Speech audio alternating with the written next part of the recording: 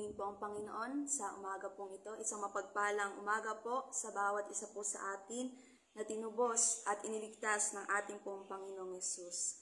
Ang ating pong FB Live ay magmumula po dito sa DFC District 9 Lagro sa pangunguna po ng ating pong Pastor Luis Bailon. At bago po sa pag-aaral ng salita ng Diyos, tayo po muna ay saglit na manalangin at lumapit po sa ating pong dakilang Diyos.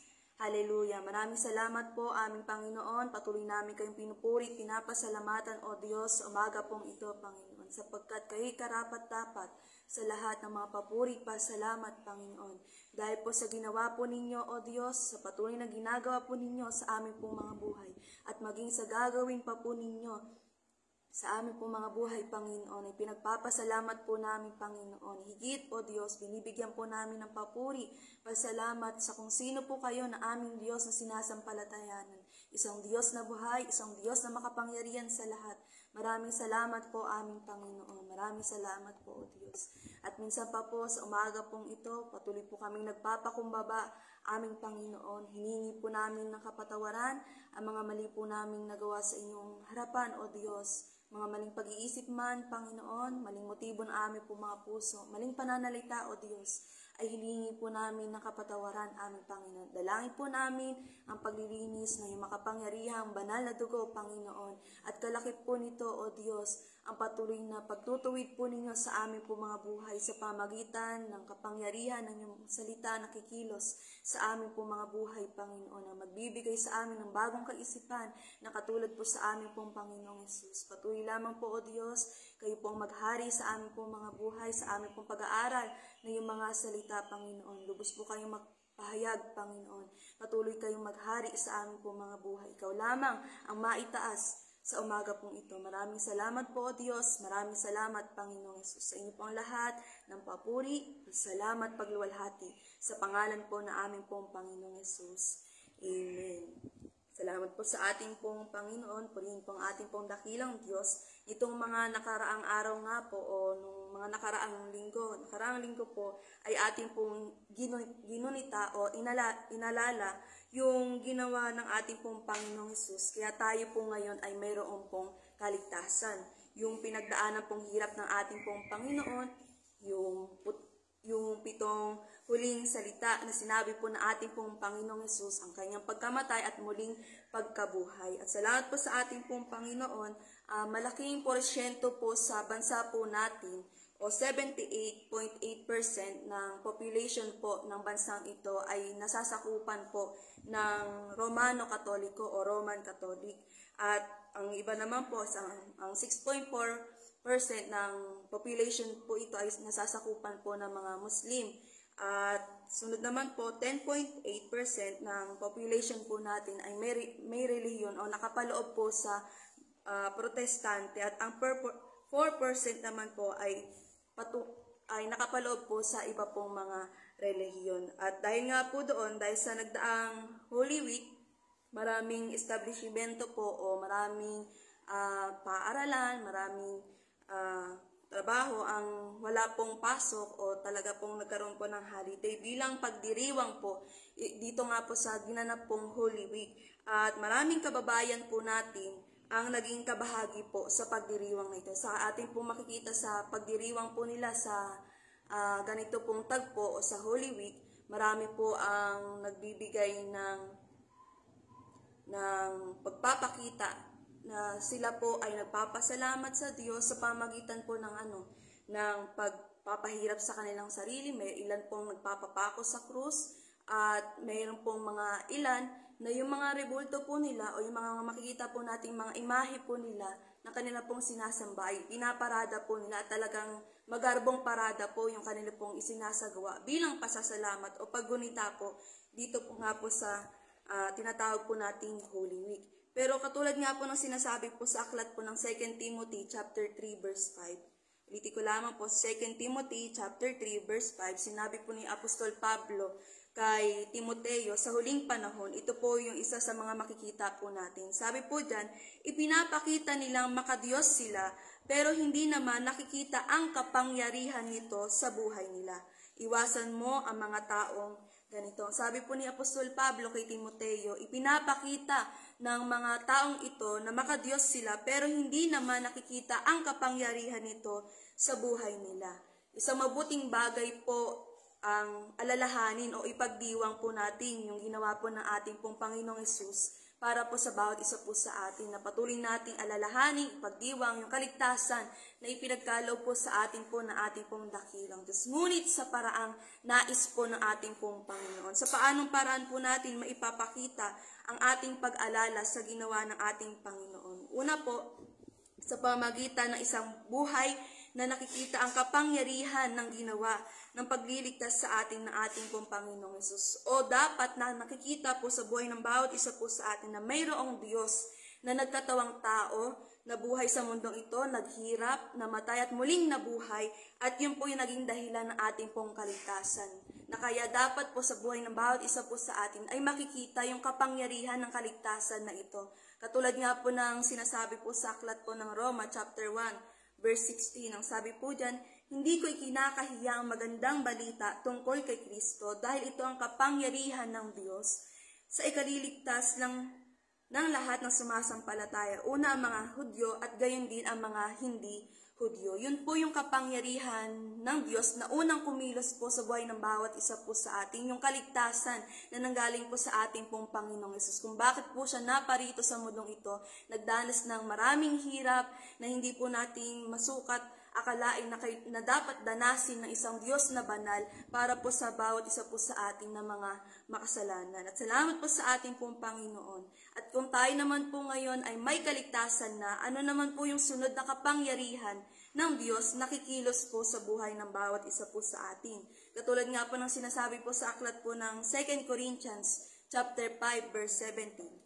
Sa aklat po ng 2 Corinthians chapter 5 verse 17, ito po ang sinasabi, ang sino mang na kay Kristo ay isa ng bagong nilalang, wala nang dati niyang pagkatao, binago na siya. Bilang mga nakatanggap po ng kaligtasan na nagmumula po sa ating pong Panginoong Hesus, tayo po ay bago na pong nilalang. Tayo po ay nakipag-isa na po sa ating pong Panginoong Hesus. Tayo po ngayon ay bago na pong nilalang. Wala na po yung dati nating pagkatao, kundi tayo po ngayon ay bago nang nilalang sa tulong po at kapangyarihan na ating pong Panginoong Hesus. At ano po yung bagong nilalang na ito na dapat po na nakikita sa buhay ng bawat isa po sa atin? Sa aklat po ng Galatians o Galatia chapter 2 verse 20, ang sabi po sa Galatians chapter 2 verse 20, namatay akong kasama ni Kristo sa krus. Hindi na ako ang nabubuhay sa aking sarili, kundi si Kristo na. Ipinapamuhay ko ang buhay kong ito sa pamagitan ng pananampalataya sa anak ng Diyos na nagmahal sa akin at nag-alay ng buhay niya para sa akin. Yung bagong buhay po natin na ipinagkaloob po ng ating pong Panginoong Hesus dahil po sa kaligtasan na ipinagkaloob niya po sa atin, ano na po yung buhay na dapat po, na nakikita po sa atin, na tayo po dapat ay hindi na po nabubuhay sa ating mga sarili, kundi ang Panginoong Hesus na po ang nakikita sa ating pong mga buhay. At sa pamagitan po noon, patuloy po natin maipapahayag at maipapakita sa mundong ito na merong Diyos na nagkatawang tao at merong Diyos na nag-alay ng buhay para sa bawat isa po sa atin bilang pag-alala sa ginawa po ng ating pong Panginoong Hesus. Kaya nga po, di ba po, katulad ng tema po ng Door of Faith Church sa taon pong ito sa Romans chapter 12 verse 1 to 2. Ang sabi po, kaya nga mga kapatid, nakikiusap ako sa inyo alang-alang sa maraming pagkakataong kinaawaan tayo ng Diyos. Ibigay ninyo sa Kanya ang inyong mga sarili bilang mga handog na buhay, banal at kalugod-lugod sa Kanya. Ito ang tunay na pagsamba sa Kanya. Huwag ninyong tularan ang mga pag-uugali ng mga tao sa mundong ito. Hayaan ninyong baguhin kayo ng Diyos sa pamagitan ng pagbabago ng inyong mga isip para malaman ninyo ang kalooban ng Diyos kung ano ang mabuti, ganap at kalugod-lugod sa Kanyang paningin. Bilang mga pinagkalooban na po ng bagong buhay na ating pong Panginoong Hesus, huwag na po nating tularan ng pag-uugali ng mga tao sa mundo pong ito. Dahil yun po yung buhay po natin dati. Namuhay po tayong katulad po nila. Katulad po ng sinasabi po sa Ephesians chapter 2 verse 2 hanggang 3. Namuhay kayong gaya ng mga taong makamundo. Sakop kayo noon ng kapangyarihan ni Satanas, ang hari ng mga espiritong naghahari sa mundo, at at siya rin ang espiritong kumikilos sa puso ng mga taong ayaw sumunod sa Diyos. Dati namuhay din tayong katulad nila. Namuhay tayo ayon sa pagnanasa ng laman at sinunod natin ang masamang hilig ng katawan at pag-iisip.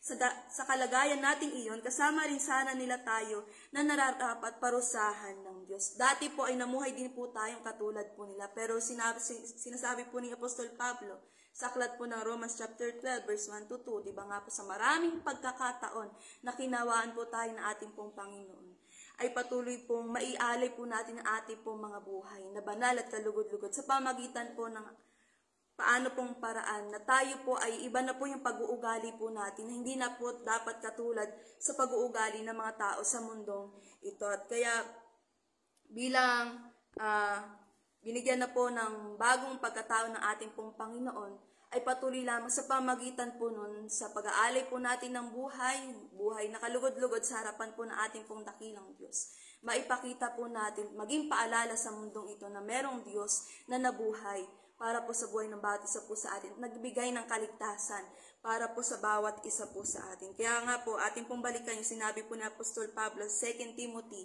chapter 3 verse 5, pinapakita nilang makadiyos sila, pero hindi naman nakikita ang kapangyarihan nito sa buhay nila. Iwasan mo ang mga taong ito. Bakit sinabi po ni Apostol Pablo kay Timoteo na hindi nakikita yung kapangyarihan na sa kanilang buhay, yung pagiging makadiyos? Kasi kung ating po makikita dyan po sa 2 Timothy chapter 3 verse 1 hanggang 4, ito po ang sinasabi po ni Apostol Pablo bilang paalala po kay Timoteo. Tandaan mo ito, magiging mahirap ang mga huling araw dahil magiging makasarili ang mga tao, sakim sa salapi, mayabang, mapagmataas, mapang-insulto, masuwayin sa magulang, walang utang na loob at hindi makadiyos. Ayaw nila makipagsundo sa kaaway nila, malupit, walang awa, mapanira sa kapwa, walang pagpipigil sa sarili at galit sa anumang mabuti. Hindi lang iyan, mga taksil sila, mapusok, mapagmataas, mahilig sa kalayawan, sa halip na maibigin sa Diyos. Bakit po nasabi ni Apostol Pablo na hindi naman nakikita yung kapangyarihan na meron pong Diyos sila na sinasampalatayanan? Dahil yung buhay po na makikita po natin sa mga taong iyon ay ganon pa rin po o hindi po nakikitaan na mabuti. At salamat po sa ating pong Panginoong Yesus dahil tayo po bilang mga nakakilala na po sa ating pong Panginoon, nakatanggap ng kaligtasan, kapangyarihan ng ating pong dakilang Diyos. Tayo po ngayon ay bago ng nilalang, wala na yung dati nating pagkatao at yung mga mabubuti po nating gawa ay patunay po na meron po tayong kaligtasan na tinanggap. Ulitin ko lamang po, yung mabubuting gawa po natin na hindi po ito yung magiging dahilan para tayo po ay maligtas, kundi ito po ay patunay po natin na meron po tayong kaligtasan na nakamit mula po sa ating pong Panginoong Yesus, na yung bagong buhay na ipinagkaloob po ng ating pong dakilang Diyos ay patuloy na makita po sa atin sa pamagitan po ng pag-uugaling mabuti sa harapan po ng ating pong dakilang Diyos. Sa buhay ng bawat isa po sa atin, maipapakita po natin sa mundong ito na tayo po ay meron ng bagong pagkatao, patuloy na nakikita sa ating pong mga buhay, yung mga mabubuting pag-uugali, ang pag-uugali na meron po ang ating pong Panginoong Yesus, ay patuloy na magiging paalala po natin sa mundong ito na merong Diyos na nabuhay para po sa buhay ng bawat isa po sa atin sa mundong ito, na bayubay sa krus ng Kalbaryo, namatay at muling nabuhay para po sa kaligtasan ng bawat isa po sa atin. At sa pamagitan po nun, may papakita po natin sa ating pong mga buhay yung kapangyarihan ng kaligtasan na ipinagkaloob po sa atin po ng ating pong Panginoong Yesus. Paano po natin may iwasan na tayo po ay magkaroon ng ganitong pag-uugali na maipakita po natin makadiyos po tayo pero yung kapangyarihan ay hindi po nakikita sa ating po mga buhay? Katulad din po ng sinabi po ni Apostol Pablo, diyan pa rin po sa 2 Timothy chapter 3, sa verse 15 hanggang 17 naman po. Paano po natin maiiwasan yung ganoong pag-uugali o patuloy naman pong maipapakita yung kapangyarihan ng Diyos sa ating pong mga buhay sa pamagitan po ng salita po ng ating dakilang Diyos. Sabi po Diyos, 2 Timothy chapter 3 verse 15 hanggang 17. Mula pa sa pagkabata, alam mo na ang banal na kasulatan na nakapagbibigay sa iyo ng karunungan tungo sa kaligtasan sa pamagitan ng pananampalataya kay Kristo Jesus. Lahat ng kasulatan ay isinulat sa pamagitan ng kapangyarihan ng Diyos at mapapakinabangan sa pagtuturo ng katotohanan, pagsasaway, pagtutuwid at sa pagsasanay sa matuwid na pamumuhay para maging handa sa lahat ng mabubuting gawa ang naglilingkod sa Diyos. Purihin po ang salita po na ating pong Panginoon para patuloy po natin maipakita yung kapangyarihan ng Diyos sa buhay ng bawat isa po sa atin na ating pong tinanggap sa ating pong Panginoong Hesus. Sa pamagitan po ng salita ng Diyos, nakikilos sa ating pong mga buhay. Sa pamagitan po ng salita ng Diyos na ating pong isa sa pamuhay, ay maipakita po natin yung kapangyarihan po ng Diyos na kumikilos sa ating pong mga buhay. Kaya kailangan po sa araw-araw po na ating pong mga buhay, patuloy po yung paghingi po natin ng tulong sa ating pong dakilang Diyos. Kailangan po natin ng pagsama ng banal na Espiritu sa ating pong mga buhay. At kalaki po yung patuloy po nating paglalim sa salita po na ating pong dakilang Diyos. Sa higit pa nating pagkakilala sa ating pong Panginoong Hesus, sa Kanya pong mga salita, sa patuloy na pagkilala at patuloy na pagpapakalalim sa salita po na ating pong dakilang Diyos. Dahil sabi po dyan, lahat ng kasulatan ay isinulat sa pamagitan ng kapangyarihan ng Diyos at mapapakinabangan sa pagtuturo sa katotohanan, pagsasaway, pagtutuwid at sa pagsasanay sa matuwid na pamumuhay. Para po saan? Para maging handa sa lahat ng mabubuting gawa ang naglilingkod sa Diyos. Kaya salamat po sa ating pong Panginoong Hesus, sa Kanya pong mga salita, sa kapangyarihan na tinanggap po natin, at sa kapangyarihan na patuloy na kumikilos sa buhay ng bawat isa po sa atin. At salamat po sa ating pong Panginoon. At bilang panghuli po, di ba nga po, katulad nga po ng ating pong nasabi po kanina, bilang pag-alala po sa ginawa po ng ating pong Panginoong Hesus, sa tulong ng Panginoon ay makita po sa buhay ng bawat isa po sa atin na tayo mayroon na pong kaligtasan, na tayo binago na po ng Diyos, at tayo ngayon ay nasa Diyos na po. At ito'y gagawin po natin hindi lamang po sa loob ng isang linggo na itinakda sa isang taon, kundi araw-araw po na ating pong mga buhay. Sa bawat sandali po na ating pong mga buhay ay patuloy natin maipakita sa mundong ito, maipakita sa buhay ng bawat isa po sa atin na meron po tayong kaligtasan na nakamit mula po sa ating pong Panginoon. Hindi lamang po sa loob lamang na isang linggo, kundi sa araw-araw po na ating po mga buhay. May sa pamuhay po natin yung kaligtasan na ipinagkaloob po sa ating po na ating pong Panginoong Hesus. Kaya salamat po sa ating pong dakilang Diyos. Salamat po sa ating pong Panginoong Hesus. Tayo po ngayon ay patuloy na manalangin at patuloy na magpuri sa ating pong Diyos na dakila. Hallelujah. Maraming salamat po aming Panginoong Hesus. Maraming salamat po o Diyos na buhay, Diyos na makapangyarihan sa lahat, Diyos na hindi nagbabago. Maraming salamat po aming Panginoon. Maraming salamat po o Diyos. Hallelujah, hallelujah. Maraming salamat Panginoong Hesus. Hallelujah. Maraming salamat po o Diyos. Maraming salamat po Panginoon sa kaligtasang ipinagkaloob niyo po sa amin, naming dakilang Diyos. Maraming salamat po, Panginoong Hesus, sa kapangyarihan na patuloy na kumikilos sa amin po mga buhay. Maraming salamat po, O Diyos. Maraming salamat, Panginoon. Bagamat hindi po kami karapat-dapat, Panginoon, ay pinagkalooban niyo po kami ng kaligtasan, O Diyos. Kayo'y namatay para po sa buhay ng bawat isa po sa amin. Maraming salamat, Panginoon. Maraming salamat po, O Diyos. Hallelujah. Maraming salamat, Panginoong Hesus. Patuloy po namin dalangin sa umaga pong ito. Tulungan niyo po ang bawat isa po sa amin bilang mga mananampalataya, bilang mga lingkod po ninyo, aming Panginoon.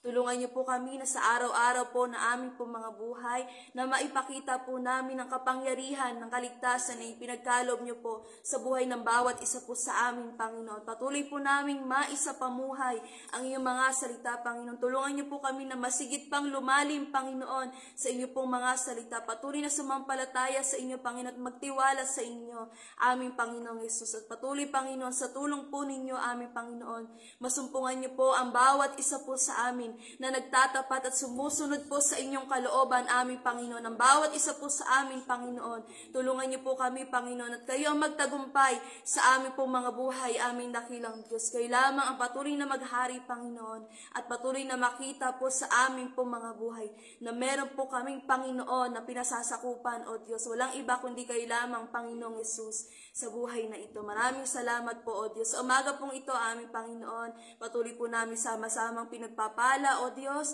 ang buhay ng iyong mga lingkod, Panginoon, sa buhay po ng Pastor Joseph, Panginoon. Kayo pong patuloy na kumilos, aming Panginoon, sa kanya pong buhay. Ang patuloy na kalakasan, pagsama, Panginoon, pagpapala, Panginoon, pabor, Panginoon, sa bawat hinahakbangan para po sa inyong kalooban, Panginoon, para sa kaharian po ninyo, O Diyos, ay patuloy niyo pong igawad sa inyo pong lingkod, Panginoon. Ang mga dalangin ng kanyang pong puso, Panginoon, ay patuloy niyo pong dinggin sang-ayon po sa inyong kalooban, Panginoon. Maraming salamat, Panginoon, maging buong Masaredo family, Panginoong Jesus. Kayo po ang patuloy na kumilos, O Diyos, sa mga district supervisor, Panginoon. Kayo po ang patuloy na kumilos, aming Panginoon, sa kanila pong mga buhay, O Diyos. Patuloy, Panginoon, sa mga nangunguna sa bawat distrito, Panginoon. Kayo po ang patuloy na manguna din po sa kanila pong mga buhay, patnubayan, Panginoon, patuloy na bigyan ng karunungan, kaalaman na nagbumula po sa inyo kung paano epektibo at patuloy na mahusay na mapamahalaan ng bawat distrito, aming Panginoon. Patuloy lamang, O Diyos, kayo lamang maitaas sa kanila po mga buhay, Panginoon. Sa kabuuan po ng Door of Faith Church, Panginoon, ang bawat isa po sa amin, sa bawat lingkod po ninyo,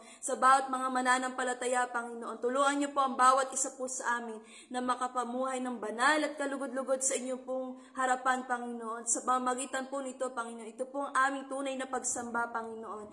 Ang patuloy na maialay po ang aming pong mga buhay na sumusunod sa inyong kalooban, Panginoon. Tulungan niyo po kami, Panginoon, na magkaroon ng bagong kaisipan, Panginoon, at hindi na po matulad sa mundong ito, O Diyos, sa pag-uugali ng mundong ito, aming Panginoon. Kayo lamang, Panginoon, ang maghari sa aming pong puso at isipan, Panginoon, at kayo lamang makita sa aming pong mga buhay. Maraming salamat po, O Diyos. Pinagpapala ko po sa pangalan po ng aming pong Panginoong Hesus ang lahat po ng nanonood sa live pong ito, Panginoon. Ang bawat isa, Panginoon, dalangin ng bawat isa ay kayo pong patuloy na duminig, Panginoon, sang-ayon po sa inyong kalooban at patuloy, Panginoon, sa bawat isa po sa amin sa umagang ito, sa araw na ito, O Diyos, at sa mga araw na pagkakalooban pa po ninyo sa aming po mga buhay, Panginoon. Sumagana, Panginoon, ang pagpapala na nagmumula po sa inyo, ang pagsama, Panginoon, ang biyaya at kahabagan po ninyo sa aming po mga buhay, Panginoong Hesus. Maraming salamat po, O Diyos. Maraming salamat, Panginoong Hesus. Sa inyo lamang po ang lahat ng papuri, pasalamat, pagluwalhati at pagsamba.